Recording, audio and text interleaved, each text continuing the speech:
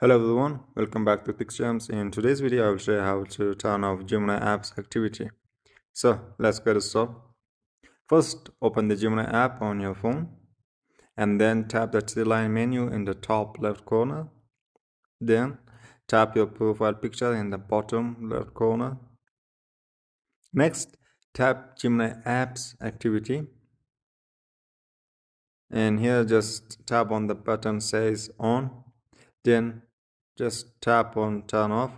Finally, tap got it to confirm. And your Gemini Apps Activity is now turned off. Keep in mind that even after turning it off, your chats may be kept for up to 72 hours before they are removed. And also, turning off Gemini Apps Activity will disable features like personalization, memory, and same Google Workspace features. And that's it. If you found this video helpful, don't forget to leave a like and subscribe to Gems for more helpful tech tips and tutorials. Thanks for watching, and I will see you in the next video.